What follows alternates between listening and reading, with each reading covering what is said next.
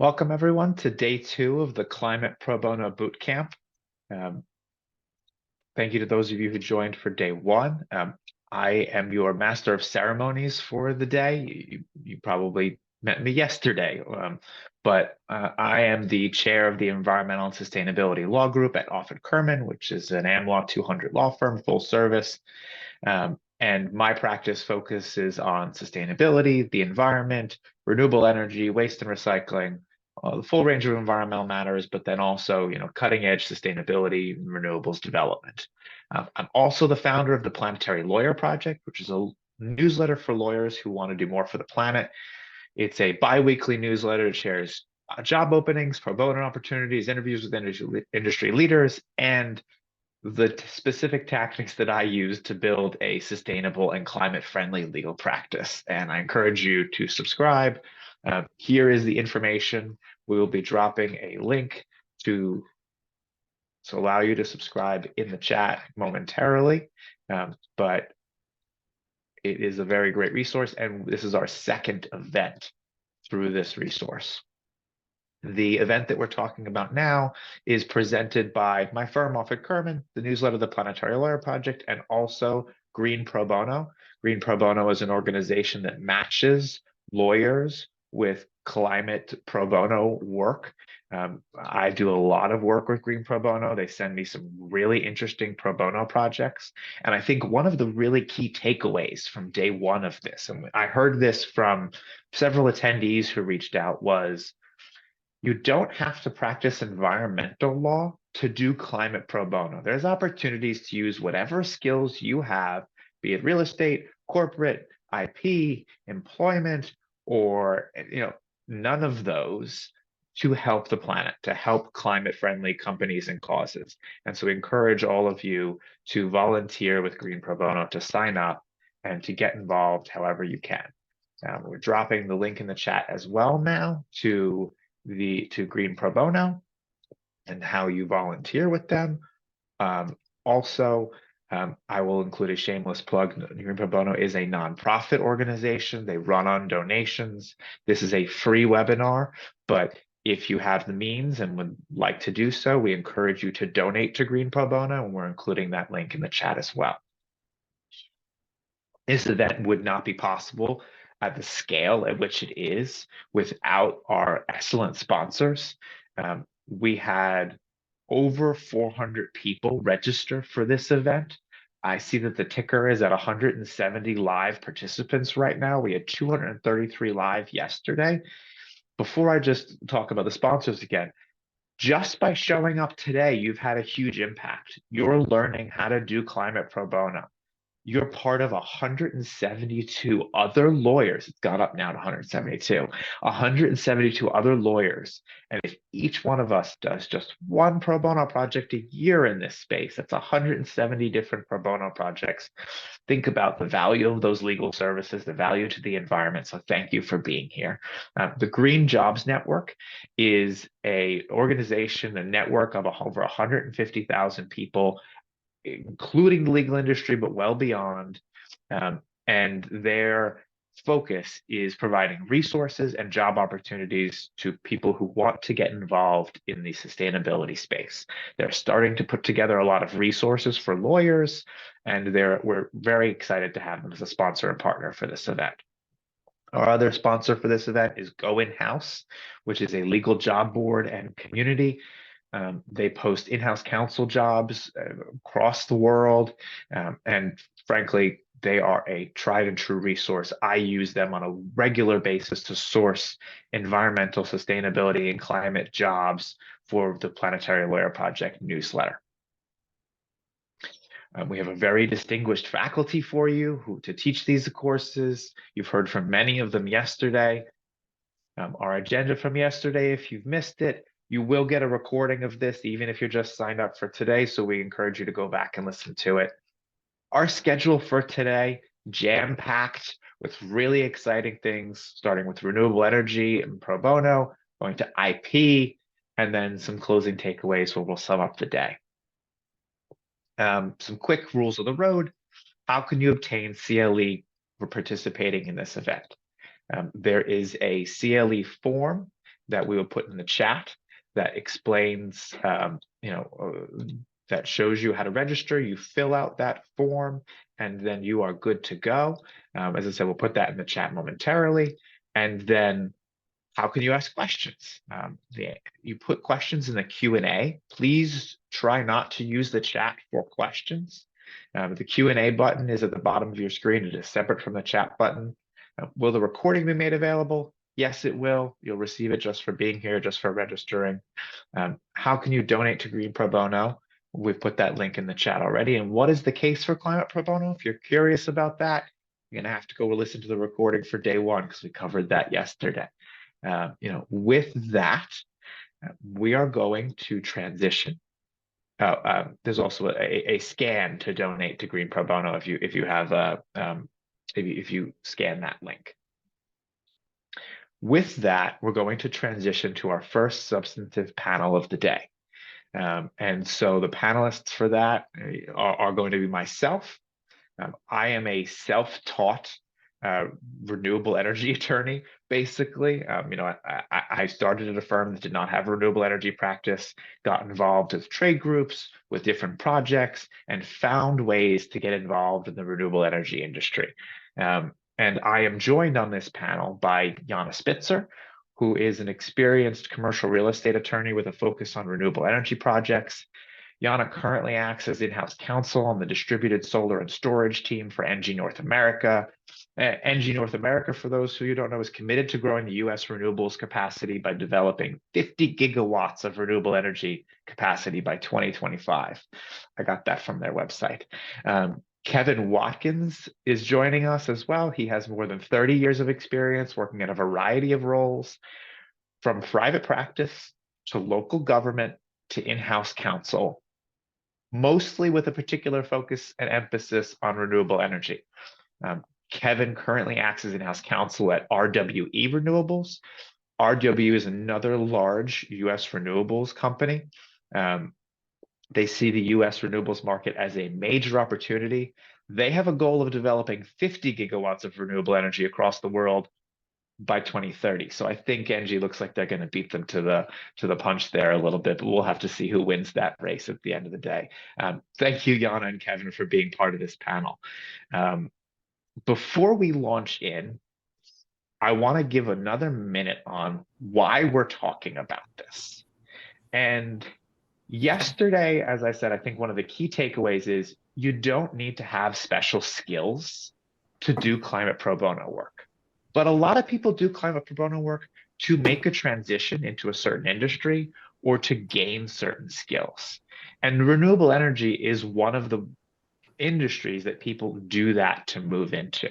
And my belief is that in order to move into the renewables industry, if that's your goal, in order to do pro bono work or paid work in the renewables industry, there's a lexicon, there's a language that you need to know, a series of concepts.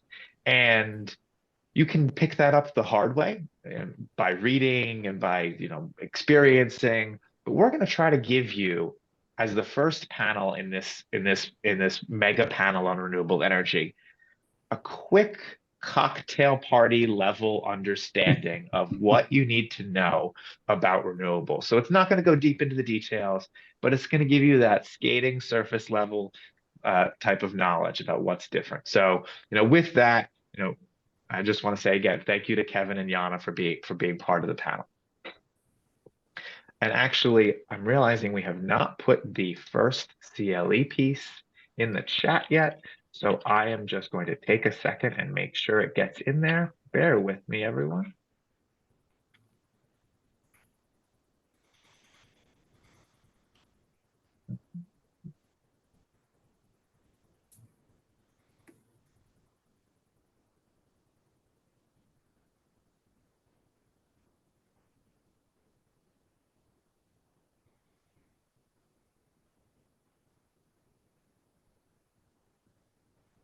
Okay.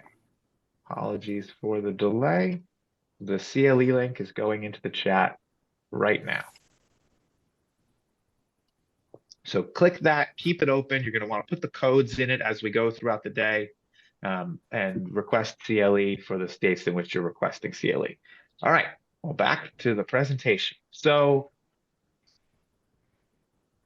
project types. The first thing that you really need to understand about renewable energy projects is that there are vastly different project types. We're talking here really about solar projects, and we've carved them up into two categories: behind the meter projects and front of meter projects. And while this may be very basic for some of you, a behind the meter project is a project that is located behind your meter. And so every property that consumes electricity has a meter that counts how much electricity is supplied from the grid to that use. Your house has one, your business has one. And so a behind the meter project is offsetting or supplying energy directly to the use at its location, and generally reduces the run of the meter. So you get charged for less at that point in time.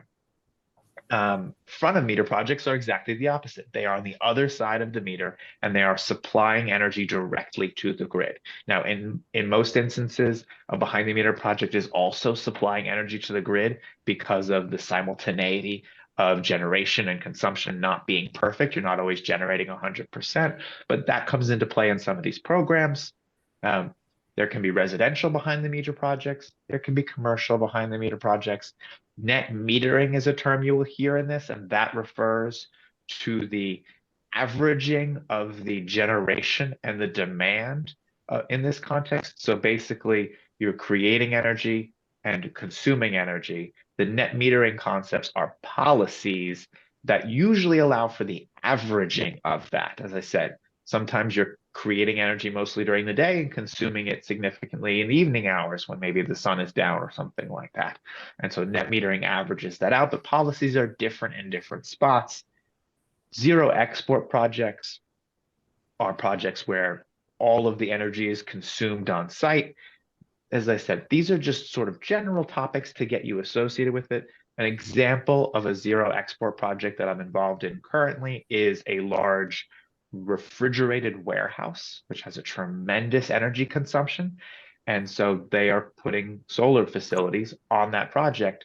There will be no energy export. There's no chance of any energy export just because of the significant amount. And that will become important more and more with the energy transition. And so that's just a little bit on some of the behind the meter projects. Front of meter projects come in a bunch of different categories. And again, this is subject to state policy and other policies. There's what we'll call community solar projects for this purpose, which are projects where there is a developer or project entity that owns a larger, but still usually medium-sized project. And it sells the energy to subscribers, which are community members, individuals. So this is a situation where someone can have access to a renewable energy allocation and the solar not be on their property. These projects are usually 3 to 6 megawatts in size. And then we have utility scale solar projects, which are much bigger than that usually. And these can range from the same size, 3 to 6 megawatts, up to hundreds of megawatts. You know, we're talking about mega facilities out in the Midwest. Before we transition to a new slide, Kevin or Yana, is there any sort of piece that you wanted to add to this? Any examples or anything?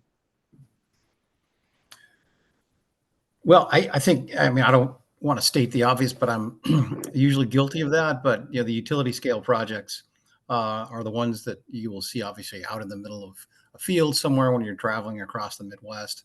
Obviously, the wind projects are going to be utility scale projects. So you're going to have, you know, very large off takers. And my hunch is that some of you or more of you will be doing work for property owners. And that's where it's going to be critical that you're familiar with how these large projects come together, how the leases will affect the landowner, and making sure that the landowner is, you know, being properly compensated for the use of their land for the, you know, the purpose of whatever, you know, large utility scale solar or wind, or now even a storage project.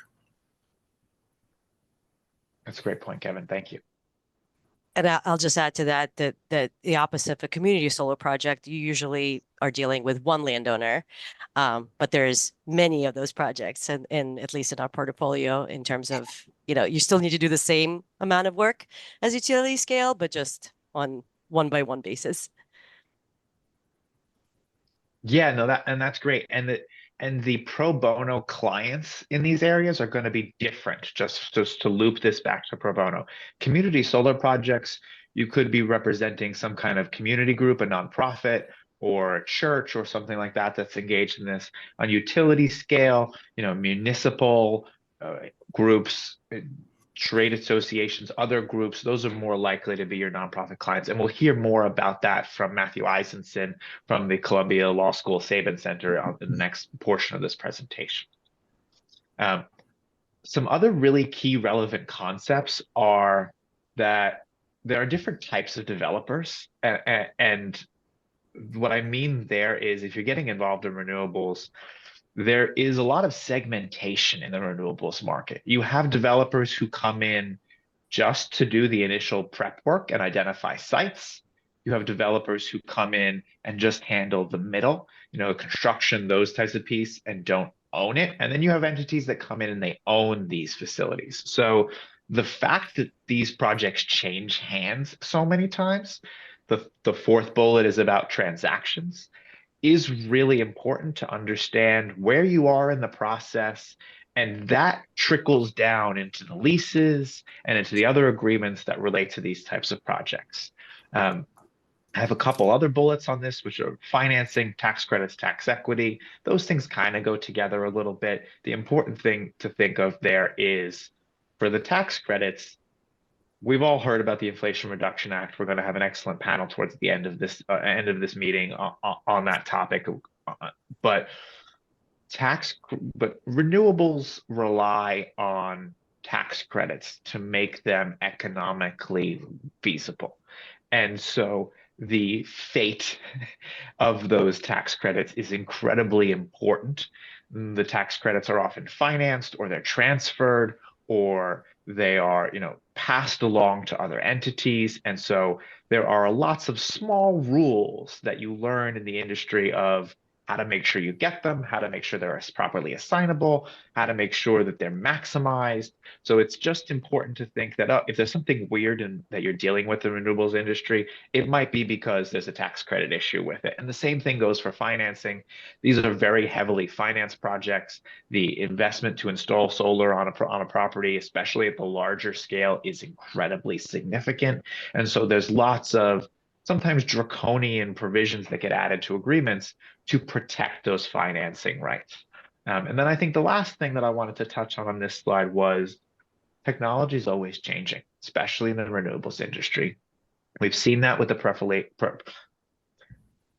proliferation, I got the word, of battery storage. And there are specific concerns that come with every new technology. We've all seen the additional safety protocols and studies that are going along with battery installations. That's going to be true, whatever new technology we're dealing with, whether that ends up being biochar or hydrogen, or all these different other clean tech things that are coming through. So although we're focusing on solar, we wanted to give you this other sense, because a lot of stuff we talk about with solar will be applicable to these other areas. And so just to give you that sense.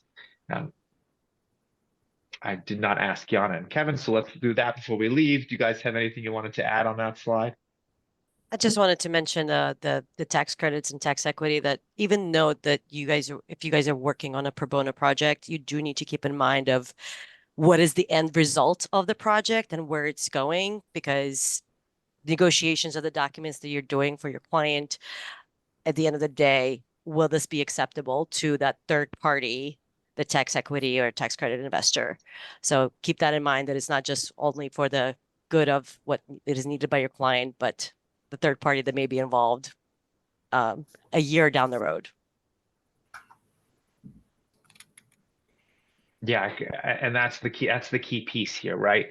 These projects are part of a larger ecosystem, which just isn't the case a lot of times with other projects. And so keeping that in mind as you get involved is critical.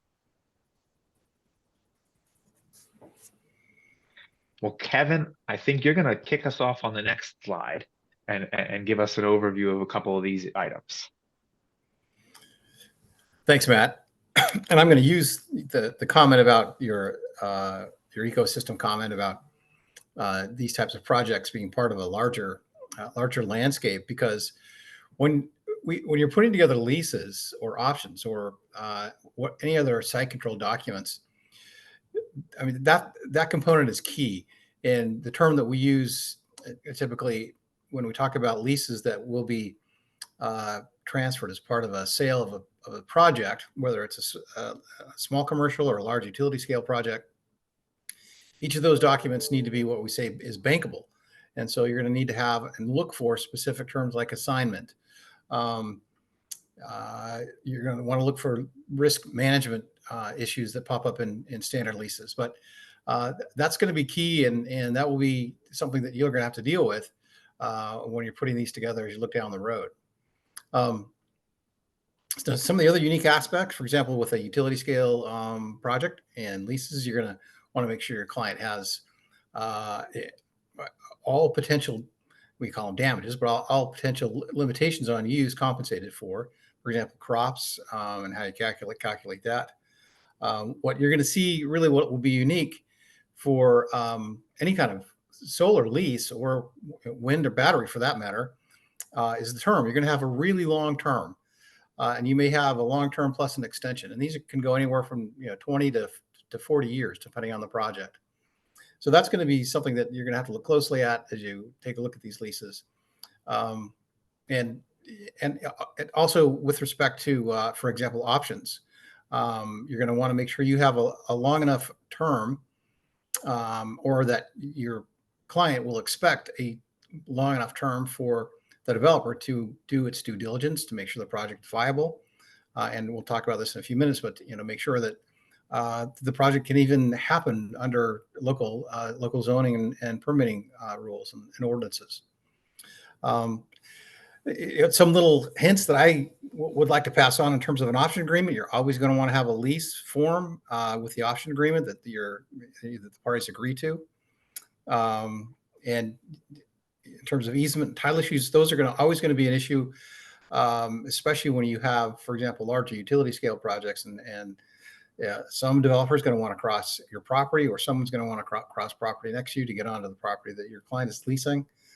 And it's important, again, like Matt said early on, you don't have to be an expert necessarily when you're doing this kind of pro bono work, but you need to take a very careful look at all of the terms of a lease, because they are going to be unique. They're going to look like standard lease terms, but you want to make sure that all of the uses are covered. And if you're working on the other side for a property owner, that all of the effects of a particular use, including battery and battery storage projects, that your client will be compensated for if your client is the property owner. Title issues, you're going to want to pull a title report as soon as you, if you're working for a developer, as soon as you are ready to get site control, sometimes before if you need to. But if you're working pro bono for a developer, you want to pull title. If you're working for a landowner, you also want to make sure that you get a copy of the title report and you know what's there, because there are going to be issues that are going to pop up on a title report that need to be addressed. You could have a chain of title problem, a trust issue, things that if you're working for a landowner that you're going to want to cooperate with the developer for in order to correct any particular title problems that might pop up. And Matt, I don't know if you want to pause there and let Yana jump in, or if you have any comments, but if now's a good place to pause for some follow-up, let's do that. And I'm ready to move on to land use when we're done. I just wanted to make one item in regard to title issues. There's a little bit of difference between residential or commercial real estate title issues versus renewable energy. When you buy a house for yourself, and there's an easement on your property from an electric company, you kind of don't think anything of it. You kind of think of, oh, great, I'm going to have electricity in my home. But that easement on the renewable energy project could be a deal breaker, because there may be restrictions in that easement that will not allow you to put any infrastructure on a land that you're leasing. And then utility can come to you and say like, hey, remove your infrastructure, such as collection lines or the solar panels, or it could be wind, like Kevin mentioned. So there are some deal breakers that can come up in title. There's curable things that you can do to fix it, but reviewing title and title issues is a little bit different. You do it with a different eye when reviewing it for renewable energy projects. Thanks, Kevin. Exactly. Thank And you. focusing on infrastructure, one of the other pieces is, these are heavily valuable systems. So there needs to be some way to guarantee that the system can stay where it is. And that can be done through title insurance as a follow-up to that, or in behind the meter projects, there's often some kind of a significant termination payment that guarantees it if there's a specific entity in control. So, be conscious that there are going to be those heightened protections to maintain the lease, if it is a lease scenario, the leasing ability. Kevin, I think we're back to you for a brief note about the land use. Sure. Yeah, and I'll try and keep it short. And just by way of some background, I actually worked as a city attorney. So I'm familiar with land use issues from the other side. And 2 points that I think are important when it comes to land use and permitting, in particular land use, is that whether you are a developer and you're working for a developer or a property owner, that's really going to be one of the first things you want to check. Go to the city or the county, find out whether there is any kind of zoning that might govern the use of that particular property that the project's on. And this is going to apply to a smaller project, a residential project even, rooftop project, and a utility scale project. So you need to make sure that you understand what uses are permitted and whether a renewable energy project is going to be allowed under a city or county zoning ordinance. Now, that being said, depending on where your project is, for example, if you work on a project out west where I work, it is the Wild West, and you're going to have municipalities that just don't have ordinances, or they have ordinances that just don't cover renewable energy. And so what's important is that you cultivate a relationship with these officials, the zoning official, the planning and zoning commission if you need to, but make sure that you cultivate good relationships, and then go in with the idea that a municipality just can't make up the rules as they go. And then I'm sure most of you lawyers that have had to deal with local government know this already, but they can't make it up. And persistence pays off, and courtesy pays off. And the old adage, the squeaky wheel gets the grease, definitely applies when you're dealing with local government. Again, you got to squeak in a polite and courteous way, but it helps, and you can get these projects done. But it's critical to understand that your property owners have the right to use their property in a way that's consistent with whatever zoning ordinance is in place. And if there's nothing in place, again, that the city or county just can't make up the rules and try and restrict a renewable energy project just because the neighbors think that it's going to kill the birds, or some other wild myth that it seems to be circulating amongst especially the agricultural property owners with projects I deal with. I think that's one of the jobs of an attorney, especially learning how to squeak without being, unprofessional. But we've given a lot to think about in this. I'm going to touch briefly on environmental permitting, just to note that there are often additional permits that are required, whether it's a wetlands permit, whether there's a threatened or endangered species study that has to be done. Basically, these are facilities, these are projects that are being built in the environment. So there's often some kind of overlap with the environment. So it's important to understand what the environmental permitting requirements are there as well. And then there are also a lot of other sort of unique issues. Interconnection is the concept of connecting a project to the grid. So the solar energy, is accumulated in the solar panels and the equipment associated with that. It is fed into the grid through what is called an interconnection point. There are utilities, which are usually semi-monopolistic, regional utilities. New Jersey has, I think, 4 or 5 utilities where I practice. And And then there are interconnection authorities, which is one level up, regional transmission organizations, these other concepts which can impact into the interconnection process, depending on how big your project is, how complicated, those different types of things. You've probably heard of PJM, or or NYISO or CAISO, all of these different acronyms for the interconnection authorities. There's different interconnection stages, feasibility studies. They get different terms in different places. But this usually ends up with an interconnection agreement, which is an agreement between the project and the and the utility for the interconnection. Offtake agreements reference the supply of power, called power purchase agreements sometimes. They also get other names, especially within the community solar sphere.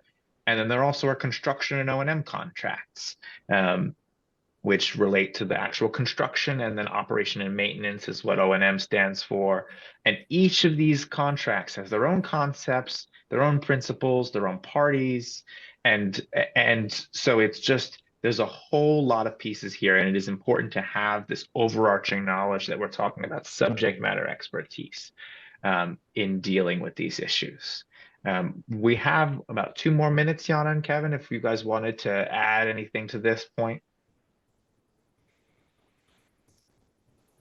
No, I mean, I just, except for just a comment about, the project contracts, the construction and O&M contracts. The contracts that you'll typically see are going to be called EPC, engineering, procurement, construction contracts. And if you're doing pro bono work and you're, for example, working for a property owner, that you're going to want to have to be somewhat familiar with the construction terms. And again, those are going to be more standard in nature. But again, risk mitigation is key, and making sure that your client takes on only the risk that they can manage and over which they have control. That's a great point, Kevin. Well, thank you for your perspectives on this. We hope this has given you that cocktail party level of understanding, so that if you were able to get involved in renewable energy projects, you will have that baseline. And with that, we're going to start turning it over to Matthew Eisenson from and Matthew is going to give us a different perspectives on this. Matthew joined the Sabin Center for Climate Change Law at Columbia Law School in May 2022, where his work is focused on leading and expanding the Renewable Energy Legal Defense Initiative, which uses legal research and engagement to support siting utility and community scale renewable energy facilities. This is a pro bono initiative. They partner with law firms and other attorneys, and they also work on their own. And before joining the Sabin Center, Matthew served for 4 years as an assistant attorney general in the Environmental Protection Bureau of the New York State Attorney General's office. He's also had other positions at Cleary Gottlieb, and as a law clerk with senior U.S. District Judge Burley M. Schiller. So we're very excited to have Matthew here with this presentation. Thank you so much. Thank you, Matt. And do I have until 1:35? Yes. Okay, great. Well, thanks so much for having me here. Really excited to talk to you about my work at the Sabin Center, where I've been working for the last 2 years. So my work at the Sabin Center is focused on leading our Renewable Energy Legal Defense Initiative. And this is a YIMBY project. It's a Yes in My Backyard project that's focused on overcoming NIMBY opposition to large-scale wind and solar. There are 2 main components of the work. We have a research component. The Sabin Center is an academic center at Columbia Law School. So we do research on legal obstacles to siting renewables. And then there's also a client-facing component. We work with local counsel and national law firms to provide pro bono legal support to individuals, community groups, and sometimes small environmental groups who support bringing wind and solar projects into their communities. We don't provide pro bono support or any legal support to developers. They always have their own counsel. But we think it's really important for local supporters of projects to have a voice in the process. I think what the worst case scenario is that the siting board is only hearing from the developer on one side and a motivated group of opponents on the other who purport to speak for the community. So we try to balance the scales by finding the local supporters and giving them a voice. And Matthew, I'm just going to interrupt for a second. We have our first CLE code for the day of planet. The first CLE code for the day is planet. Okay, great. One other note is that are so many contested projects across the country. Some of them might have more complicated environmental issues. There are enough of them that we can focus on those where the main reasons for opposition are, NIMBY related issues, visual impacts, concern, and unfounded concerns about toxicity and stuff like that. So the three topics that I want to cover today with you are, one, how big of a problem is opposition to renewable energy facilities? Why should we care about this? Two, what's happening at the state level right now? As we'll hear, most of the local restrictions, the harshest restrictions, are being adopted at the county or town level, but states have had pretty significant permitting reforms over the last few years, some to make it easier for local governments to stop projects and some to make it harder for local governments to stop projects. And third, what can lawyers do in this space? So on the topic of how big an issue this is, it's a very big issue, the NIMBY opposition to wind and solar. I think I first became aware of it about 10 or 15 years ago, when I was following the Cape Wind project, which would have been the nation's first large offshore wind project that was proposed to be built in the Nantucket Sound between Cape Cod and Nantucket in Massachusetts. And the developer ended up spending over $100 million of his own money in 16 years working on the project, and it didn't get built. He was facing opposition from the Koch family and the Kennedy family at the same time, multiple lawsuits, and the delays ended up, causing him to miss construction deadlines, and the utilities pulled out. Unfortunately, Cape Wind does not stand alone. I think the amount of money lost on the project is very high, but there are hundreds of these situations across the country. So at the Sabin Center, we've put out a report on opposition to renewable energy facilities in the United States. We've issued, three updates, and what it is, it's a state-by-state catalog that goes through all 50 states and documents the harshest local restrictions and the projects that have faced serious opposition, including lawsuits. And we found, hundreds in each of these two categories. In our last update in May, we noticed a few trends. Three that I'll highlight for you right now are that there's been a massive increase in outright bans on wind and solar.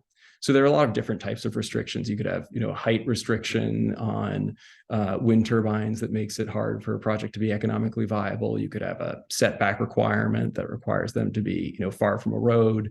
You could have a decibel limit that's hard to comply with. But outright bans are, obviously the most problematic. And in Ohio, thanks to a state law, counties are now establishing these massive restricted areas where wind and solar projects are banned. We've also noticed some fairly extreme setback requirements. In at least one Nebraska county, wind turbines need to be set back 3 miles from property lines. This means you need to have 36 square miles of land to site a single wind turbine. And then we've also noticed, as Kevin alluded to, a lot of restrictions that are aimed at the use of agricultural land. Most of these restrictions are actually motivated by concerns about visual impacts. People move to the countryside. They don't want to look at a field of solar panels. They'd rather look at the fields. And often it's the farmer who wants to participate in the project and people who live in the town center who don't want the project to move forward. To give you a visual illustration of what these restrictions look like, this is LaSalle Township, Michigan. The green zones here are the agricultural districts, and a number of farmers, including some that we worked with directly, were eager to participate in a solar project. But opponents in the town lobbied the township government to enact an ordinance that would restrict solar projects to the tiny purple zones here. These purple zones are the industrial districts, and most of the land is already developed. So the ordinance effectively allows large-scale solar in 50 acres out of the town's 17,000 acres, extremely restrictive. The second thing that I wanted to talk with you about are the state level siting reforms. This is particularly important for a couple reasons. One is that, as I mentioned, most of these harshest restrictions are at the local level. So action at the state level is very important in determining, is there any way to preempt these restrictions? And two, a second reason that I wanted to highlight this is that there can be opportunities to defend some of these reforms by filing amicus briefs, as we've done in New York.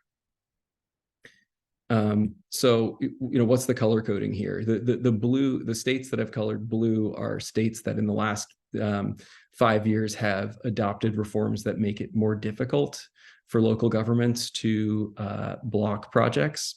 And the one state highlighted red here, Ohio, has made it easier for local governments to block projects.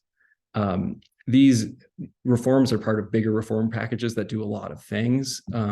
But the specific provisions that I'm going to focus on for California, Michigan, and New York are provisions that allow state level authorities to handle permitting for large projects and preempt restrictions when dealing with those projects.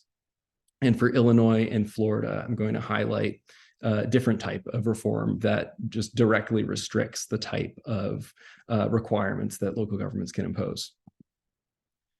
So New York had a very important siting reform in 2020. There was a law that created a new agency, the Office of Renewable Energy Siting, or ORES, that is 100% dedicated to reviewing applications for large onshore wind projects, solar projects, and then some associated battery storage and transmission. So the law has a provision in it that provides that when ORES is reviewing a permit, it can elect not to apply in whole or in part any local law that would otherwise be applicable if it makes a determination that the local law is unreasonably burdensome in view of the state's legislative climate targets and the environmental benefits of the proposed facility. What does this mean? This means that if a town has enacted a 3-mile setback on wind turbines, as some counties in Nebraska have done, and ORES is reviewing an application for a wind farm in that town, ORES can say, this 3-mile setback is not reasonable. The state has very ambitious climate targets, need to reach net zero emissions in the by 2050. We can't do this. The siting reform also does some other important things, like it sets deadlines on how long ORES has to review an application. Generally, they only have a year to make a final decision, but if it's on disturbed land or brownfields, they have 6 months. The second reform that I wanted to highlight is Florida's 2021 siting reform. I'll just point out that Florida also, like New York, has a state level body that handles permitting for large-scale renewables and can preempt local restrictions. But the 2021 reform that I want to point out here is that the Florida legislature passed a law that makes solar permitted by right in agricultural zoning districts across the state. So if you can remember that map of LaSalle Township, Michigan that we were looking at earlier, where most of the town was those green agricultural zoning districts, and the town was trying to say that solar would only be permitted in purple, that wouldn't be allowed in Florida. In Florida, solar is permitted by right in agricultural zoning districts, and counties can regulate solar, but they can't discriminate against it. So if they have a setback for something similar to solar, they need to apply that same setback. California in 2022, 2 years after New York, had a very similar legislative reform that gives the California Energy Commission jurisdiction over large projects. It's opt-in, so the developers still can apply to the county government if they choose. But if they do apply to the California Energy Commission, the Energy Commission, as in New York, can preempt local restrictions.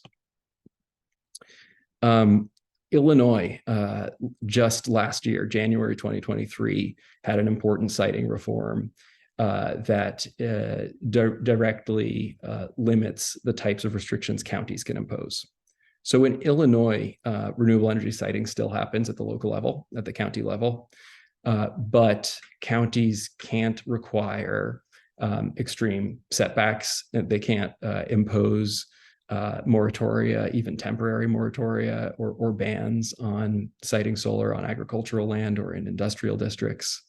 And the types of setbacks that you would see in a place like Nebraska, the 3-mile setback wouldn't work. In Illinois, a county can't require that a wind turbine be set back from a public road by more than 1.1 times the turbine height. So if it's a 500-foot turbine, that would be a 550-foot setback.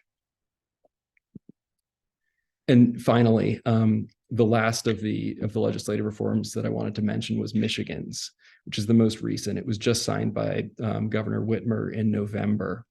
And it also provides that for large projects that are being reviewed by the Michigan Public Utilities Commission, the issuance of a certificate by the commission would preempt any other local requirements. So those were the states that have made it more difficult for local governments to block renewable energy projects. But Ohio did a different thing. Ohio has had state-level permitting for years. They have an Ohio Power Siting Board that has had exclusive jurisdiction over permitting large projects. But in 2021, the state passed a law that for the very first time allowed counties to block projects. And they can do it in 2 different ways. Counties can veto specific wind and solar projects, and they can also designate these restricted areas where large wind and solar projects are prohibited. And they have been doing this. So in Ohio, there are at least 16 counties that now have restricted areas where solar power is prohibited. Large-scale solar projects, 50 megawatts or greater, are prohibited. And in many of these counties, the restricted areas cover virtually all of the land. So here's an example of one of these restricted areas in Allen County, Ohio, where you can see the red zones are the restricted areas where no large renewables are permitted. The tan zones are the built-up areas.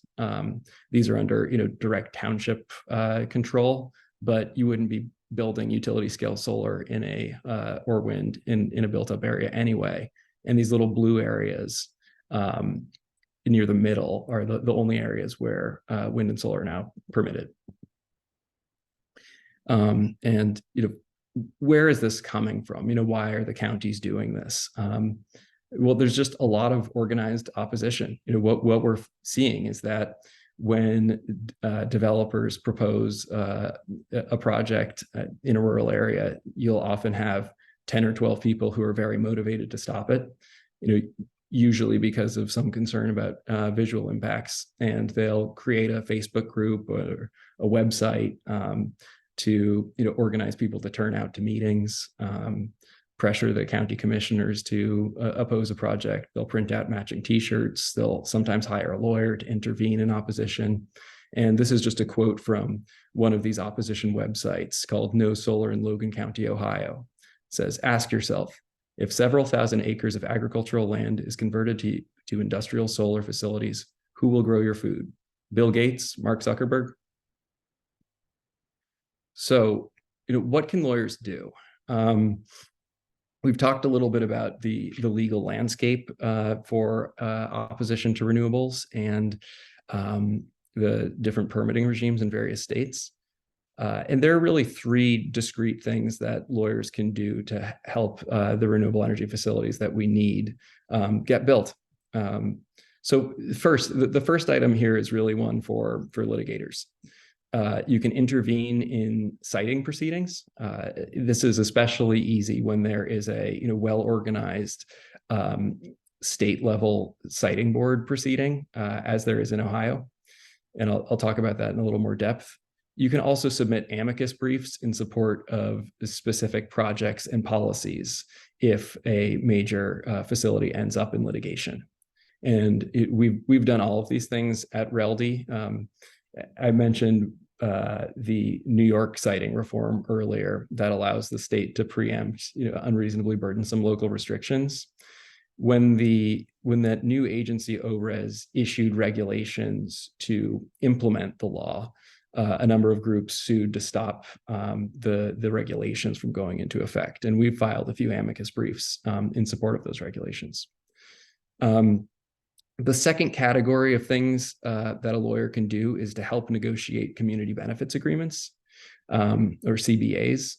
So a CBA is an agreement, it's a voluntary contract between the developer and community groups or local government that provides benefits, where the developer provides benefits in exchange for support of the project. And it can be a very useful way to mitigate the impacts of a project and to develop positive relationship with the community and avoid the hassle of litigation. And we've actually put out a report on best practices in negotiating CBAs. We've interviewed a number of experts who have negotiated dozens of CBAs and recorded their key takeaways. And then the last category of activities is to assist in local ordinance development. And there are over 10,000 local governments across the country, and often they're not particularly proactive about developing wind and solar ordinances. The harsh restrictions that we've seen are usually in response to a particular project. But if you can get on the ground early and help a community develop a forward-thinking ordinance, it can be hugely helpful when a developer later comes in. And then also, as I mentioned earlier, the opponents are often just more motivated and more organized. It can be very helpful if there are, if there's an ongoing process of, revisiting wind and solar ordinances, to just have somebody at the table who supports renewable energy development. And, sometimes what this means is having a lawyer explain to the town and the town lawyer why the harsh restrictions that the town is contemplating are unlawful. So to give you a quick look at what intervention in citing proceedings looks like, we'll focus on Ohio. So in Ohio, there is a well-organized process for intervening in state citing board proceedings. And the standard in Ohio is that the board will consider the nature and extent of a person's interest, the extent to which the person's interest is represented by existing parties, person's potential contribution to the proceeding, and whether granting the requested intervention would unduly prejudice any party. The first three here really does the proposed intervener have something to add. If you are looking at a citing board proceeding where the only parties involved are the developer and opponents, then a local supporter, and particularly a local landowner who would participate in the project, I think very clearly has something to add to the discussion. And now the fourth of these prongs is really satisfied just by meeting any deadlines for intervention. Now, what is actually at issue in a citing board proceeding? In my experience, these proceedings are much more about facts than law. The standard that the Ohio Power Citing Board is applying when it's deciding whether or not to grant a certificate is, most importantly, whether the project will serve the public interest, convenience, and necessity. So when we file amicus briefs, or when we file briefs on the merits in support of interveners, we often emphasize the environmental and economic benefits of a project, tax revenues, the fact that it will displace coal, the fact that it will help the farmers, diversify their income and stay in business, stuff like that. But opponents will often emphasize things like, have the local governments issued resolutions against the project. Unfortunately, the Ohio Power Siting Board has been very, very focused on these types of, local resolutions against a project, which, is a reason to get involved early in direct outreach to local governments.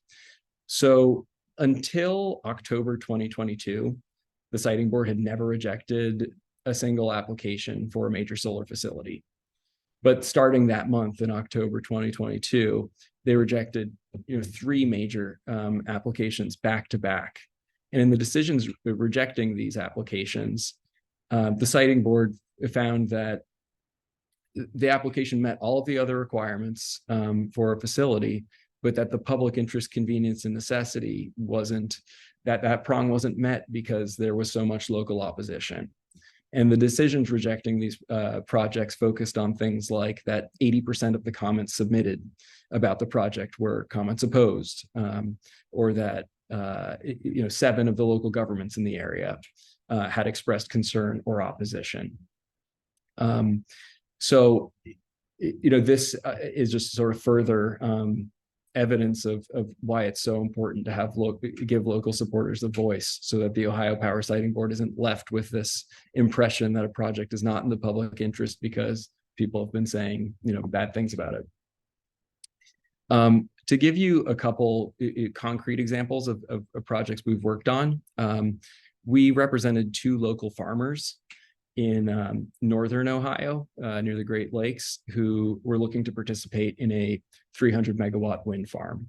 They were going to lease out land to the project, and in exchange get a lease payment, which would allow them to reinvest in their farming business without really any decline in farming operations. The Siting Board granted the permit, and the opponents appealed, but the Ohio Supreme Court last summer affirmed.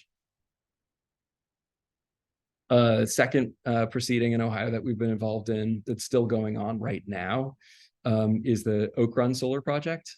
This is near Columbus, Ohio, and it's on about 4,000 acres of farmland. We're representing, in this case, not one of the participating landowners, not a farmer, but a local resident who lives about 1,000 feet from the project site. And this resident's interesting in a few ways. One is he's a U.S. Air Force research scientist whose specialty is advanced solar cells, like the kind of solar on satellites. And 2, he has an interesting story about how he was very concerned a few years ago that this same site was going to be used for a mega dairy farm. And he was very opposed to the construction of a mega dairy farm at this site because of how it would cause, water quality impacts to the nearby creek that he's very involved in preserving, and the odors. And as someone who understands solar cell technology, and understands that solar panels don't leak toxic chemicals, he was excited that there's a proposal for a solar farm in this site instead of a mega dairy. So this matter's fully briefed, and we're waiting for a decision. So the last 2 topics that I talked about were CBAs and ordinance development.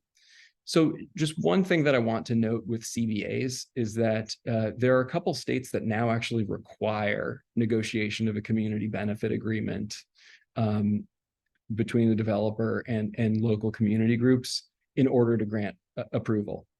So in California, if a developer chooses to participate in the state level approval process in front of the California Energy Commission, there's a requirement that the state can't grant approval unless the applicants entered into one or more legally binding and enforceable agreements with a local community-based organization.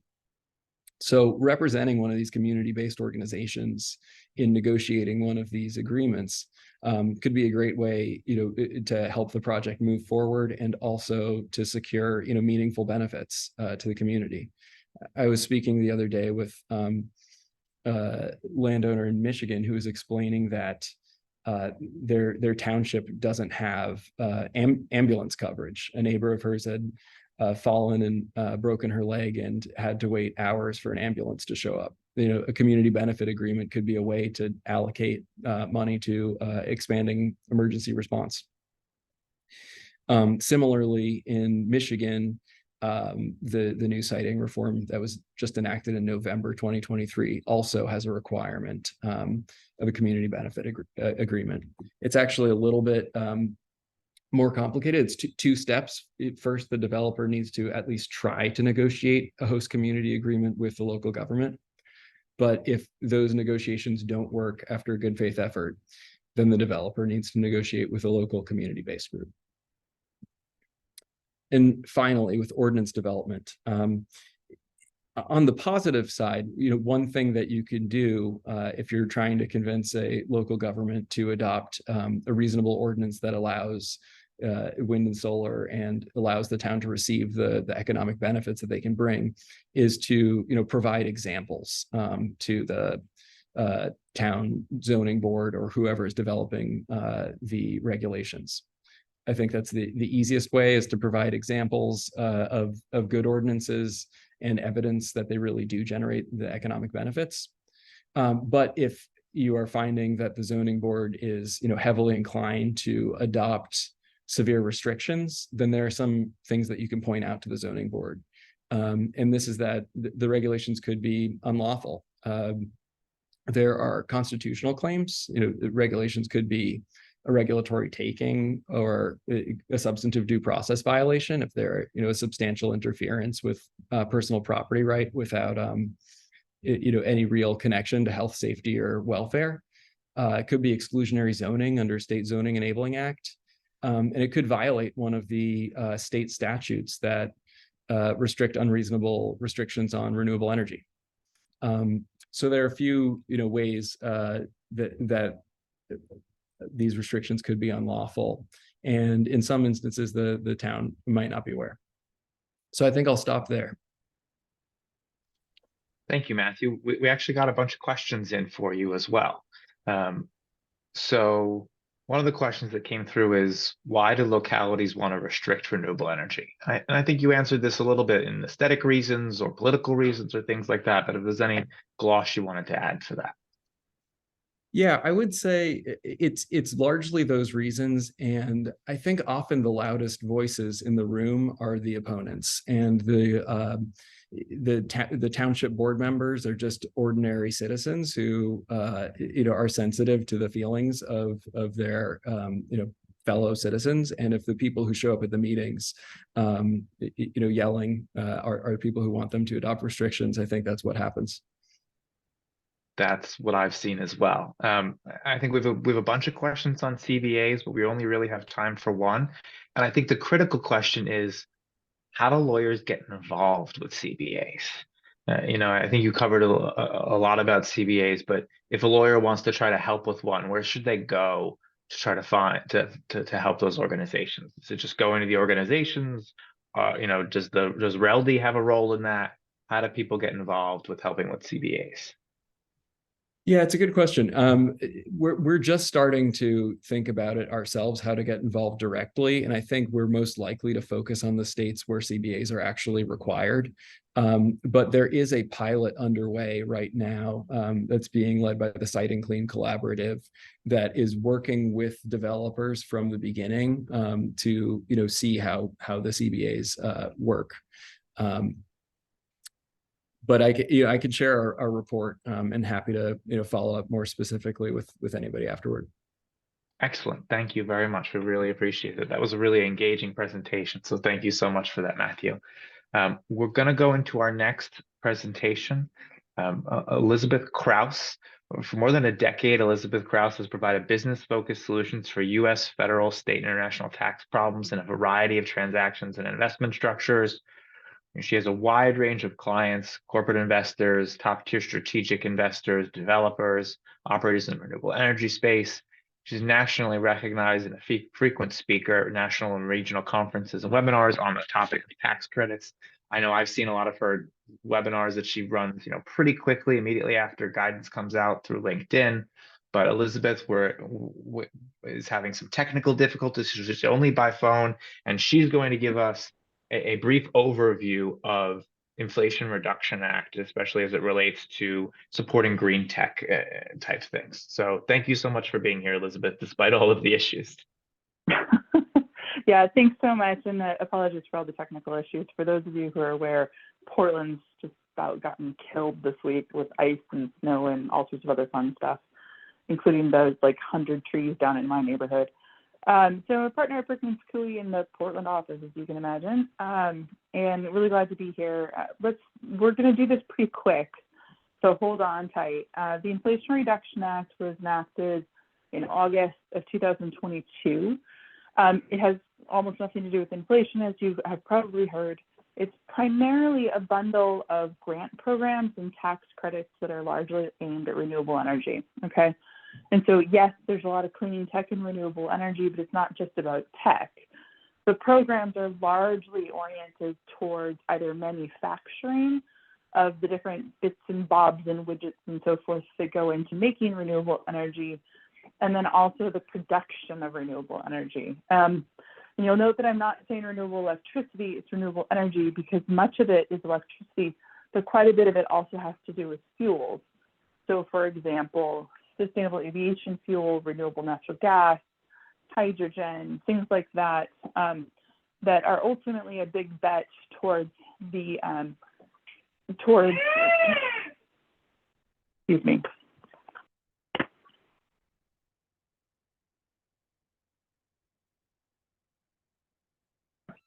That are ultimately oriented towards decarbonizing the manufacturing and industrial sector. Electricity is important for these purposes, obviously, but fuels are even more important because we do have a lot of different areas, particularly things like steel manufacturing, long-haul transportation, things like that, that are just not really amenable to electrification, at least using today's technology, or really the technology that's foreseen for the next few years. And so it's just not something that we can do without some kind of energy replacement, something to replace gas and diesel. So a lot of this money, billions of dollars projected, goes into tax credits. Quite a bit goes into Department of Energy grant programs and the Loan Programs Office, which I'm sure many of you have heard about. Ultimately, the point of all of these programs is project finance. And so project finance here has, it sounds interesting, it is interesting, but ultimately what we're thinking about with government incentives, grants, and things like that are various tools in order to make a project more bankable. You know, these grant programs, the tax credits are only ever going to cover a portion of a project, whether you're talking about the manufacturing of fuel cells or you're talking about building a solar energy plant. So this is not the federal government paying for the whole thing. This is the federal government essentially covering off some portion of the cost. Generally, it's capital expenditures, but sometimes it's operating expenditures, so that you can then take that promise of federal government money to the bank and borrow the rest of the money that you need, or get equity from somebody for the rest of the money that you need in order to build a project. So that's ultimately what we're talking about here. These are not just giveaways. Now, the way to get the money, generally speaking, you have to fit into some kind of a category, right? So for example, you're going to produce hydrogen. In order to go after the hydrogen tax credit, you're going to also make sure that you meet the various greenhouse gas emissions goals, which are attendant on many of these different programs. You might need to demonstrate some community benefits, jobs for low-income communities, or reduction of emissions in a particular area that's been historically associated with high emissions, things like that. There are a number of different kinds of criteria that are involved in these programs, way more than we have time to talk about today. But they are very important to keep in mind that they are attainable, but it's not like you're just going to go fill out a one-page form and get a whole bunch of money from the federal government. What we're seeing in the industry since IRA was enacted is sort of a piecemeal, actually, embracing of these various programs. For example, the manufacturing tax credits and grant programs have gotten pretty good uptake. Some pretty solid applicants, programs, projects that are likely to be funded and likely to go get bank funding as well and contribute really meaningfully to the supply chain. But we're also seeing, particularly in the tax credit space, a lot of proposed regulations and guidance that's not necessarily what industry wanted. And so we're seeing that the IRA is in fact not having the desired impact in some industries. Renewable natural gas really stands out, frankly. There's a lot of promise that's almost completely stalled out, unfortunately, because of some treasury releases that were not helpful. We've also seen some slowing down in the hydrogen industry. There was a lot of promise also for hydrogen and associated items like ammonia and e-methanol that are also not turning out the way people wanted them to because largely of the approach taken in regulations and implementation, unfortunately. But there's still a lot of promise. New programs are announced all the time from the Department of Energy because, of course, they have to take the legislation and implement it in the form of various programs. And so the story is not over yet, but it's a little bit of a mixed bag at the moment, unfortunately. And with that, I know we don't have a whole lot of time today. I'll circulate a few sort of brief slides about this later on today when I'm actually able to get to an internet connection. And with that, I'll turn it back over to you. Thank you so much, Elizabeth. Thank you for giving us that, that high-level overview. As we said earlier, the renewable energy space is so complicated. Credits help these projects move forward. The regulations that are being referenced, will be referenced in the slides. We'll make sure that gets out. We have a question about that right now. But those are both IRS regulations, primarily IRS regulations. So, with that, yeah. Go ahead, Elizabeth. Well, just really briefly, so the Inflation Reduction Act really brought together a few different agencies.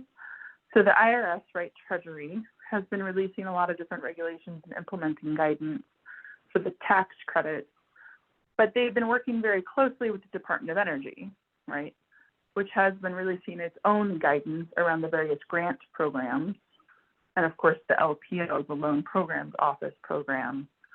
EPA has been involved to a greater or lesser degree. Of course, they were already invested in the energy transition through various programs that they run just sort of within the agency. So there's a number of different agencies involved here, which is sort of unprecedented, actually. The degree to which they're all working together is very interesting. Yeah, and thank you so much. And I encourage you all, Elizabeth has a lot of writings on her firm website, so we'll include that when we send out the information. We're getting a lot of questions about codes. The first code was planet, like planet Earth. The second code is pro bono, and we're actually going to give the third code now as well, which is renewables.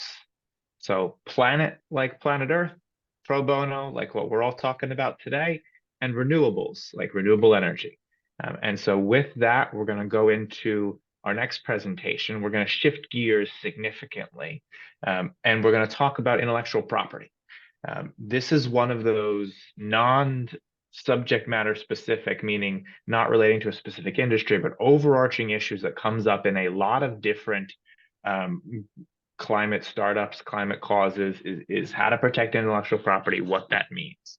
So Ellen Mathews is going to lead us through that. Ellen's practices at Burr Forman. Her practice includes general commercial litigation and intellectual property.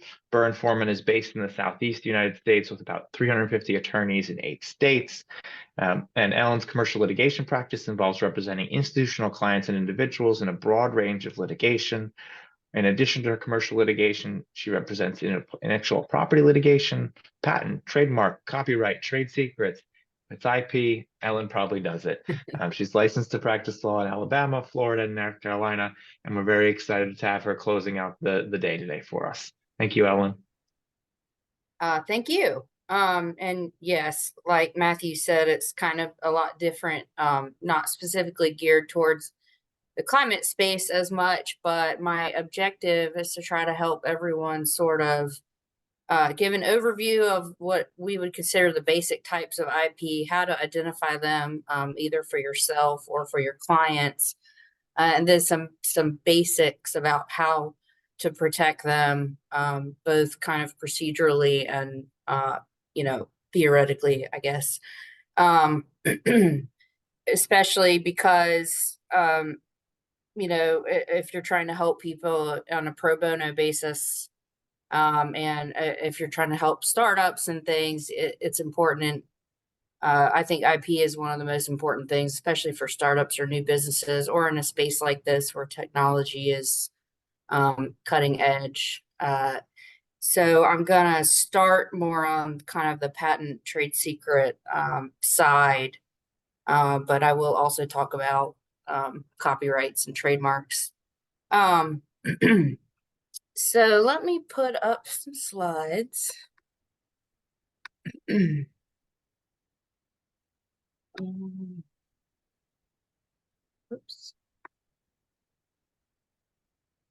And whoops. Sorry, guys.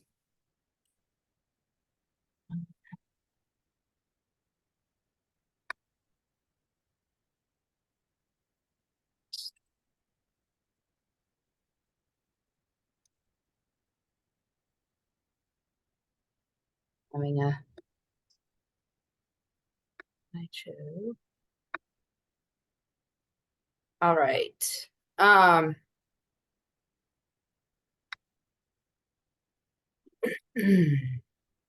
So the first kind of thing is just very basic. What are the types of IP? Patents, trade secrets, copyrights, trademarks / service marks. Those are really the same thing sometimes. And I will apologize. Some of this is very low-hanging fruit, and maybe a lot of you already know these things, but I have found even very experienced, competent lawyers confuse the concepts or don't really understand, which is which. So I'm going to start very basic and hopefully provide some useful information. Hopefully you don't know it all already. Service marks are usually like more trademarks. You would really think about more goods-based. Service marks are more like, financial consulting services, things like that are more service. And then contractual protection. A lot of people might not think of contracts as much in the IP context, but as we'll talk about later, they're actually pretty important. We're going to start with patents. Usually when people talk about patents, they're talking about utility patents. That's the context I'm going to use here. A patent protects functional aspects of an invention. In order to be patentable, something has to be man-made. It has to be novel and non-obvious. And novel and non-obvious mean a lot of things, but they essentially mean that the invention was not previously created, and it is not merely a combination of existing inventions or an update on an existing invention that's, would be very obvious to someone in the industry. One thing that is important when thinking about patents, advising clients on patents, is to remember you have an on-sale bar as part of the novelty prong. And if an invention is disclosed to the public in any way, a trade show or in a document or even offered for sale, you only have 1 year from public disclosure to file a patent application, or you lose that right forever. So a lot of times if a new client contacts you, they want to talk about inventions, like this is something that, you want them to think about quickly so that the time frame for that hasn't expired. And so just when you're when you're advising a new client, or even, you know, usually when you get a new client on and they want to talk about patents, you're gonna want to develop a forward going process, and then you're also going to want to examine what they already have and consider whether, you know, whether they need to seek patent protection for existing inventions. We also typically recommend like an invention disclosure process, where you might have one point person in an organization, and all employees, you know, if they come up with anything that might be considered an invention or a new way to do something or a new technology, that has to be reported to the point person, and then point person filters the ideas and can decide, you know, do we need to seek legal help? Is this something we might want to try to protect? And you can just kind of start by looking at each of the client's products or services, and, you know, going backwards and thinking, okay, an overall process or product can be patentable, but also individual pieces within it can be patentable. But honestly, like, patents in general are very difficult for non-patent attorneys. Like, generally it's going to be harder to provide kind of pro bono services in this patent space, because you usually need a technical background. You know, you need someone to be able to search the existing patents database and see what's already out there, what's been disclosed. You know, do searches about whether your invention actually is novel or non-obvious.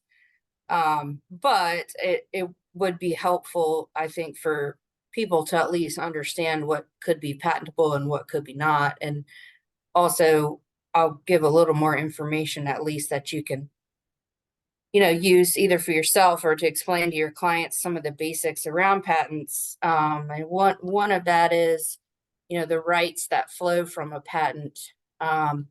It's called a limited monopoly because for a limited period of time, in exchange for disclosing your invention to the world and telling everyone all the bits and pieces about how your invention works, you get to exclude everyone else from making, using, selling, offering for sale, etc.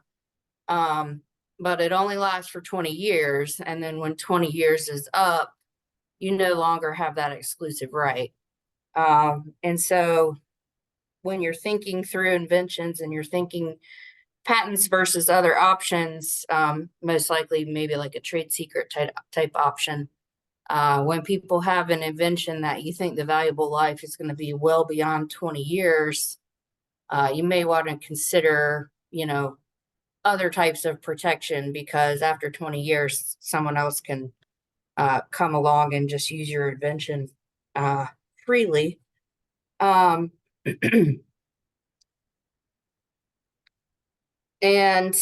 I'm going to kind of give the basics of how you would go about obtaining a patent, but at least in the US. But like I said, I wouldn't really advise anyone trying to file patent applications for clients. Well, for one thing, you cannot file a patent application unless you are the inventor of the invention or a registered patent attorney.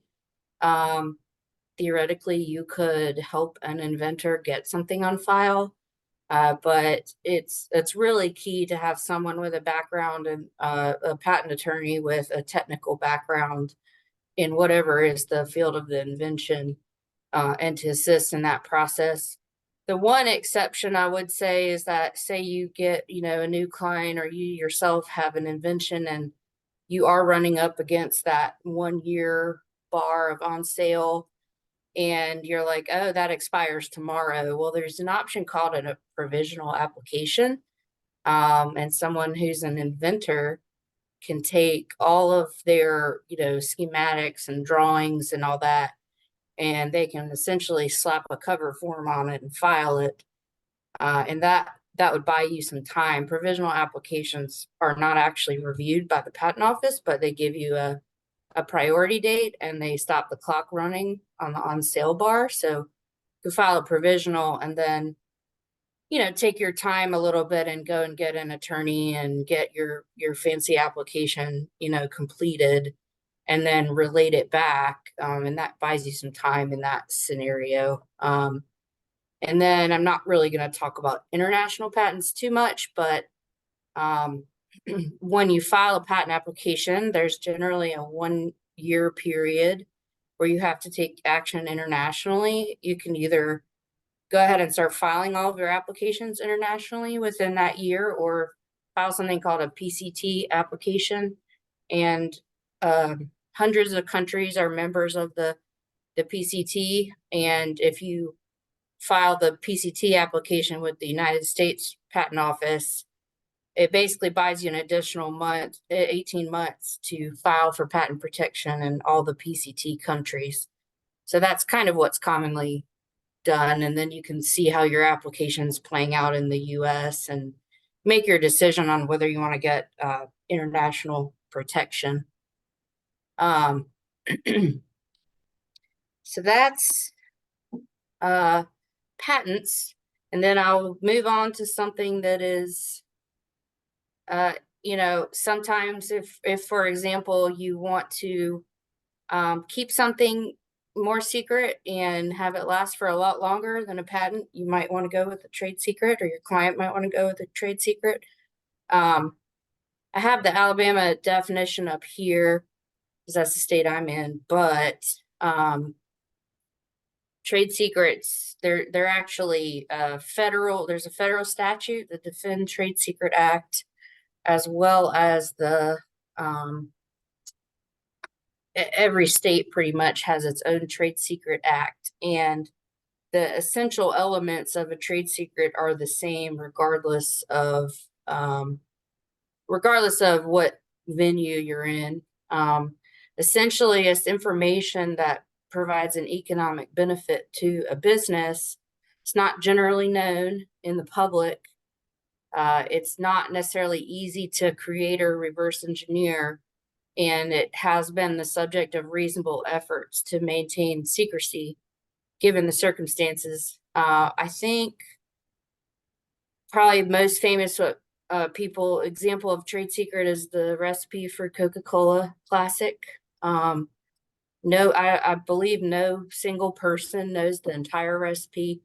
It's divided into parts. It's not written down anywhere. If Coca-Cola had filed a patent application for the new formula, then they would have had to disclose the formula, and their patent would expire after 20 years. By keeping it a trade secret and keeping it secret, Coca-Cola can have a monopoly on that forever.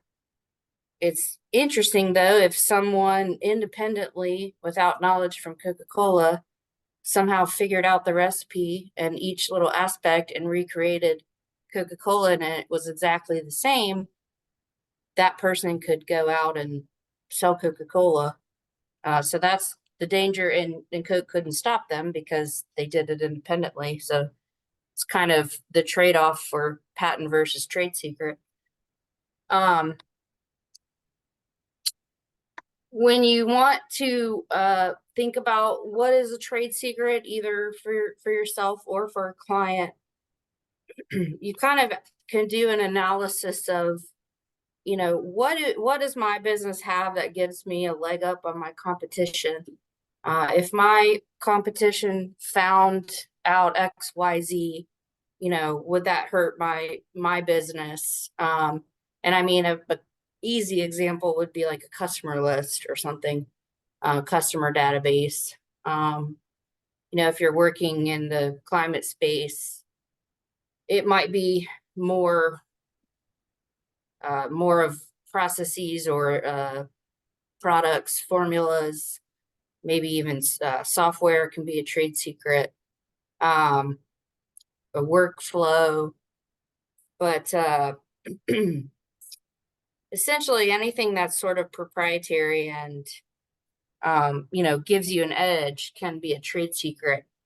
The real key with trade secrets is thinking through it early and making sure that you protect the secrecy of that trade secret from the very beginning. you know, once the cat's out of the bag, I mean, even if you put, you know, some people come to you and they think, oh yeah, I have this secret. And I'm like, well, you know, you once posted it on the internet, so it's never a secret again. Once the cat's out of the bag, it's gone. And that can be hard to think about for yourself or for your clients, like just getting in on the ground floor and making sure you put the appropriate protections in place. And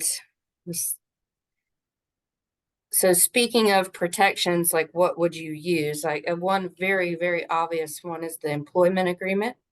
Anyone that comes into contact with or learns the details or the process of the trade secret has to be under a confidentiality duty. That's pretty much one of the first things any court will look for when you're analyzing a trade secret.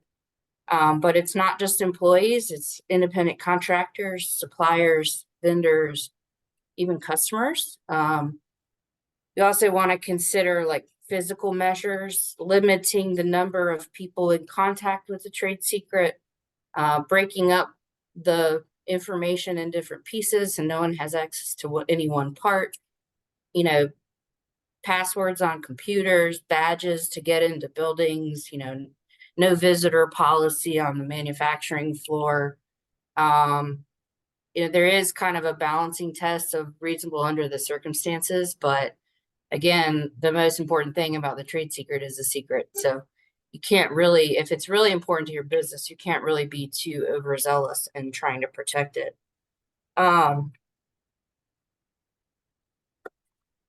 One thing about a trade secret, like I was mentioning with like the Coca-Cola recipe, is there's no prohibition on reverse engineering as long as the person who does it, you know, didn't access your confidential information or have a source within your organization that provided information, that kind of thing. And so if your secret is something that is capable of easy reverse engineering, then that's a situation where you probably want to try to go for patent protection.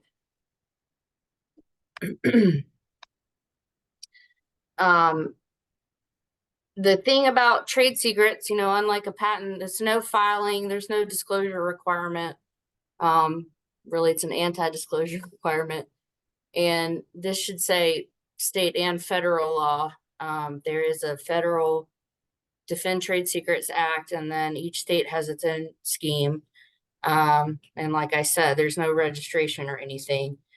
You'll want to check the federal act for any requirements of a trade secret, identifying and keeping something secret. And you'll also want to check any state, the state where you or your client is, the state where you know, maybe you do a lot of business, or a state where your manufacturing plant is, and just try to make sure that you're buttoned up on each different statute, because there are some differences between the statute or between the states. Next, I want to talk about copyrights. A copyright is, well, a copyright exists at the moment of creation, and then it can be protected by federal registration. The key with copyrights is they protect an expression of an idea, not an idea itself. I think a lot of people think of, when you think of copyrights, think of books or movies or songs. But other things that would qualify for copyright is computer software is a pretty big one right now. Websites, graphics, and architectural work can be copyrighted. An architectural drawing can be copyrighted, and it's a totally different kind of copyright. But any form of human expression that can be fixed in a tangible medium is a copyright and capable of protection and registration. And a copyright gives you the right to control any copying, reproducing, displaying, distributing, and modifying or creating alternative works from. So again, this is important in software. You know, you couldn't, if you have your source code copyrighted. Someone can't come take the code and like make a slight change and then claim it belongs to them. That would be a derivative work that you or your client has the right to control. It's a lot easier to identify copyrightable materials than other things like patents and patents and trade secrets. You don't really need a lot of advanced or technical knowledge. I mean, anything on this list is going to qualify for copyright protection. And thinking through like the climate space and all of that, I mean, I'm guessing, the most likely area is going to be software. I want to talk on that point, especially, I want to talk about who owns a copyright, because this is an area that a lot of people get tripped up in. Oops. Copyright is unique in that it is the only type of intellectual property where an oral or verbal agreement on ownership is not valid. So, a lot of clients are surprised to learn that, I hired a software developer to execute my vision and develop my new app or my software. And I worked with them and I paid them lots of money and they developed the software. But in fact, without a written agreement, the software developer owns the copyright in the software. Now, of course, your client, the client has an implied license and a right to use the software because they paid for its development. But if it's something that's going to be significant for your business, obviously you want to own the rights in the software itself. So the key to that is getting agreements, really good contractual agreements with assignment language to make sure that when someone, makes a website for me or takes photos for me or develops software for me, that I own the copyright in the work product. There is an exception for employees, and it's known as the work for hire doctrine. So if a W-2 employee in the course of the employee's job duties creates copyrights, then the copyrights are automatically owned by the employer, but it is still the safest practice in it to get a written assignment of any copyrights in your employment agreement, because if something very valuable does get developed, you don't want the employer can argue, oh, well, I wasn't an employee as an independent contractor, or this wasn't in the scope of my job duties, and this software actually belongs to me, or something like that. So that's something I've noticed over the years, that people are often surprised. They call me and they're angry that, somebody shared their work product with another business, and I asked for the written agreement and they say they don't have one, or it's a very shoddy written agreement. And I say, well, you don't own the copyright, so there's nothing you can do here.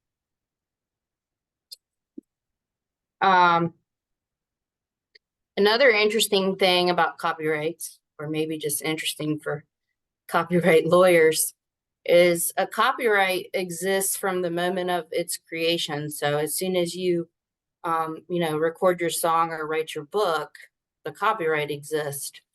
But without a registration at the U.S. Copyright Office, you cannot file a lawsuit to enforce your copyright or any rights relating to your copyright.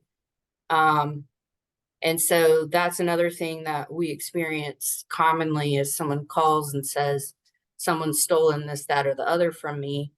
And I say, well, if you don't have a registration, for one, I definitely can't file a lawsuit, but for two, I can't really make many threats against the person, because without the threat of a lawsuit, there's not a lot of teeth to any, cease and desist. The good news is there's no on sale bar or anything like that that's similar to patent. You can register the copyright whenever you want. So I'll have to tell people, we could get an expedited registration. It's a lot more expensive, but we can do that so that we can file suit. The problem is if you don't get the registration before the infringement begins, then there are several statutory remedies under the Copyright Act that you're no longer eligible for. The big ones being statutory damages and attorney's fees.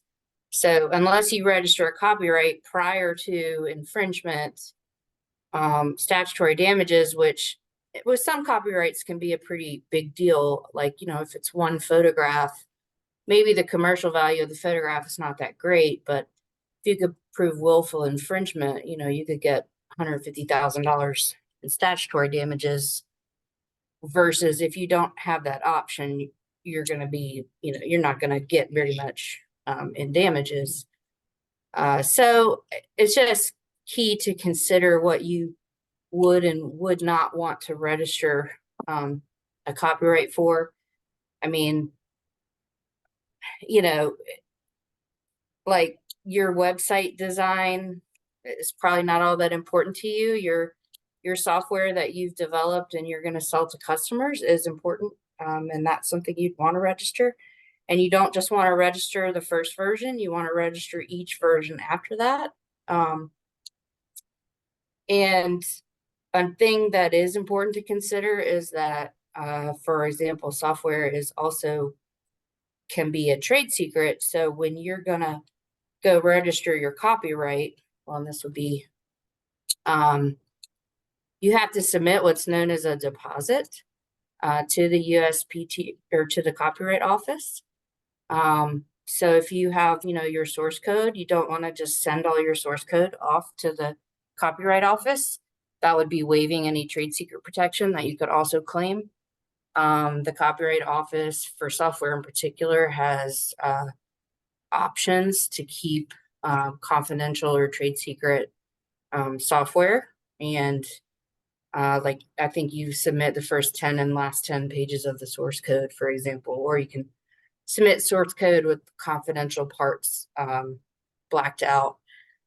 So that's just something to think about, because a lot of people don't think about it. And then later they say, well, it's copyrighted, but even if it's not copyrighted, it's a trade secret. And well, did you give an entire copy to a public agency? Like, if so, then you lost your trade secret protection. Unlike the patent office, the Copyright Office process and the process for registering copyrights is a lot more user-friendly.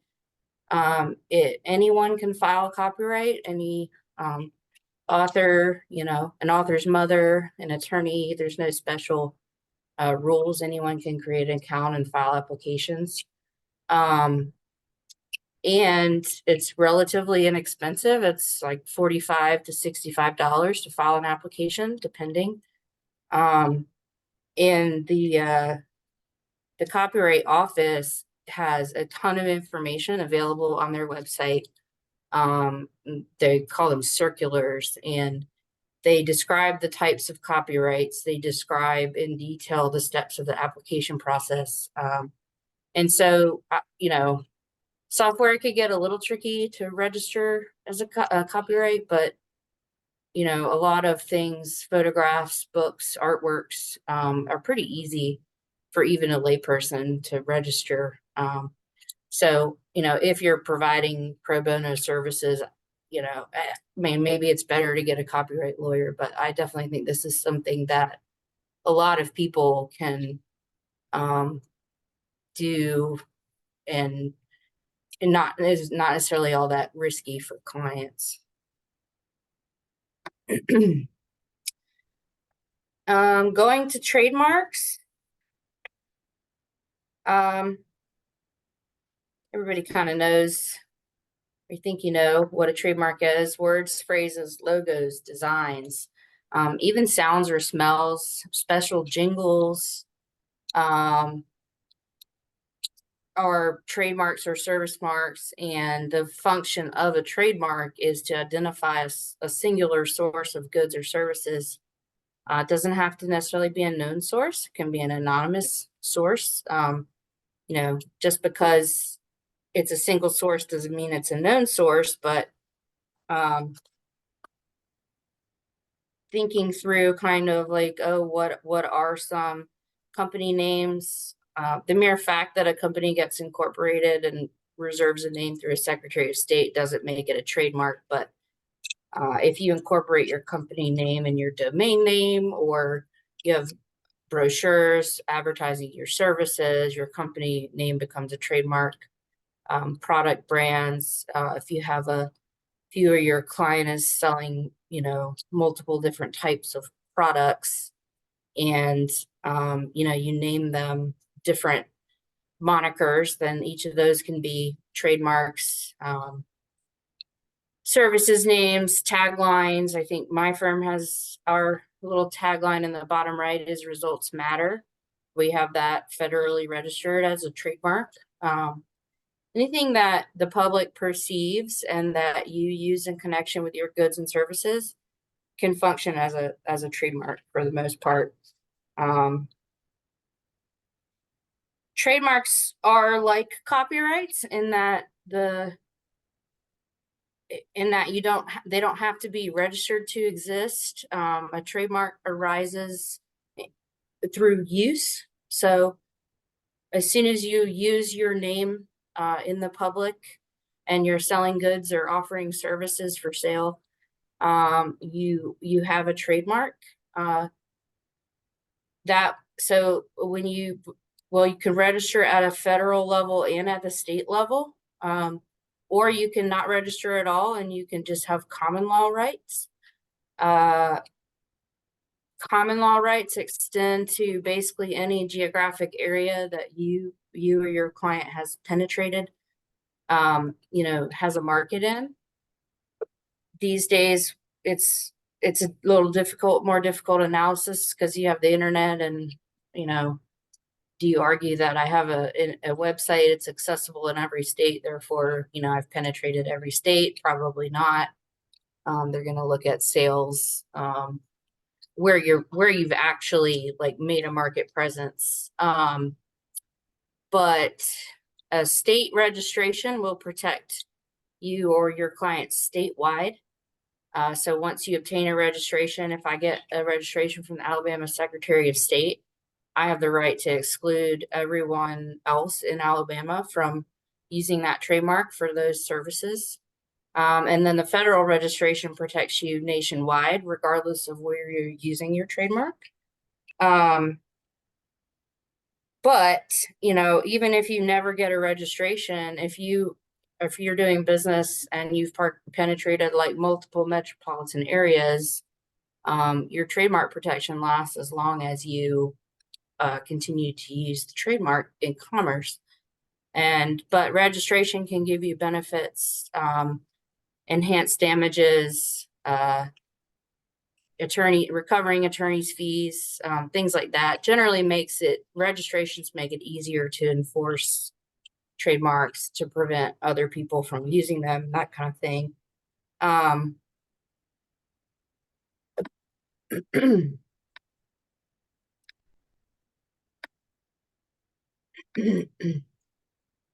Like copyrights, the trademark office, it makes it a little easier. It's a little more user-friendly. You see a lot more pro se or attorneys not necessarily super experienced with trademarks are able to file trademark applications.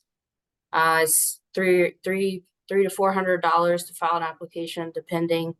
The PTO has like every form, including a new application form, on the website. It's a fillable form. So you get your form, you have to submit what's known as a specimen, is basically an example showing how you're using the trademark in commerce. Fill out the application and you're pretty much good to go. And if you want to register at the state level, you would need to register with each applicable state. A lot of those these days are online. Secretary of State's offices, kind of usually a truncated version of the federal forms, but similar, that you have to submit a specimen and a fee. I think in Alabama, the fee is $30. So, you know, that just kind of gives you an idea. It's not super expensive. And I'd say, especially if you're in the pro bono space and your client wants to save a little money of not, hiring an experienced trademark prosecutor, things to keep in mind are when you file your application, you have to identify goods and services. And, once you file your application, you put your description in and you can't change it after the fact, and you can't broaden it, and your priority date is dependent on your application. So you usually have to be pretty careful with the description and making sure, and you want to start broad as possible. You might get a refusal because it's too broad, and then you can narrow it some, but it's best to start broad and then go more narrow versus starting too narrow and then later wanting to broaden it because you can't. The other thing is that a lot of people don't really think about is, especially the federal database is a public database available to a lot of people. And a lot of companies that already have trademarks, police the database or have a monitoring service. And, anytime you make a new trademark filing, you're alerting the world that you're using that trademark and you're claiming rights in it. So if you get a new client and they're like, oh, I want to trademark my name, we've been using it for 10 years. Well, if someone else has been using it for 20 and you file an application, that company might suddenly not have known about you, but now they know about you and they come after you and they want you to change your name. And maybe they have a right to, because they've been using it 10 years longer than you. And, sometimes we just tell clients like, it's not really all that worth it to trademark your name per se. So you do want to do some searches, some basic searches to see what other uses are out there, and just kind of get some clearance on what you intend to file, because once you file it, you can't really unring the bell.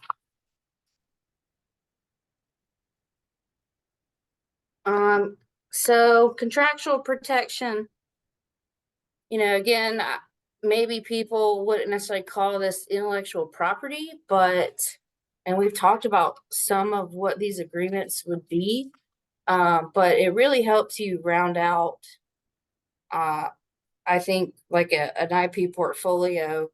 And, for one, it's confidentiality, it's assignment of copyrights, it's, how you can use trademarks, it's who, if we jointly invent something with a business partner, who has the right to go try to obtain a patent. And those are all things that you really need to think about. And I mean, I think this is an area that is ripe for, I think, pro bono assistance to clients in this climate space, because drafting an employment agreement and making sure you're putting, invention disclosure, all inventions and trade secrets and formulas and things belong to the employer. Any copyrights created or works made for hire automatically assigned to the employer. Those are types of things, and maybe non-competes, so that if the employee leaves and goes to work for someone else, after a year or two, their knowledge of trade secrets and things might become stale. But, all of those things should be considered when you're thinking about intellectual property. And like I mentioned, if an independent contractor creates a copyright for you and you don't have a written agreement, then you don't own the copyright. So your clients, you really want to have, services agreements with vendors that make sure to note who owns work product and that kind of thing. One thing to note in terms of employee agreements is under the Defend Trade Secret Act. The Defend Trade Secret Act gives employees whistleblower immunity if they raise any, if they share a trade secret of a business in connection with, blowing the whistle on the business for whatever reason, then they'll have immunity from trade secret, misappropriation. And you can sue employees federally for misappropriating trade secrets, but if you do not include certain provisions in their employment agreements, then you can't recover punitive damages or attorney's fees from those employees. So you have to put in the employment agreement that you have to notify them of the whistleblower immunity in their employment agreements to be eligible for those remedies. So that's something to think about. Ellen, we're going to give the last CLE code of the day, which is Okay. global, GLOBAL, global. And then we got a question that came in, and I think you've given a lot of this already. Okay. But it was, what advice would you give startups about protecting the IP of their name and brand? And it sounds like some of the things you've said are evaluate protections really early, make sure you know what the right protections are. But is there like a sound bite that you would give to people in that context? Yeah, so, one thing that you see a lot with startups is, and it's important, especially, if you have a startup or a business that you're hoping to like get started and then maybe sell to someone else or get investors. The thing that makes your company very attractive to investors and potential buyers is our IP. They love to see registrations and things. It really can't hurt to get a trademark for your name.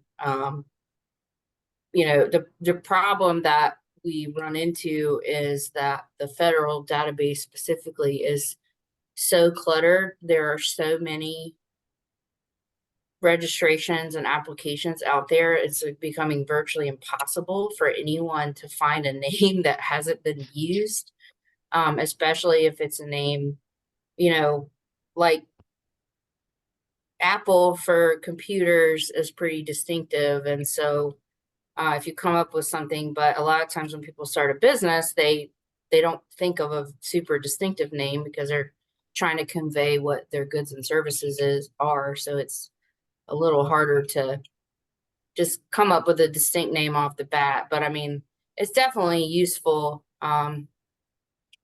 It just depends. And especially if you have limited resources, like as a startup, if you're trying to invent something or, come up with a software or, something technology related, you probably want to spend your dollars, at least in the beginning, more on the sort of patent type side.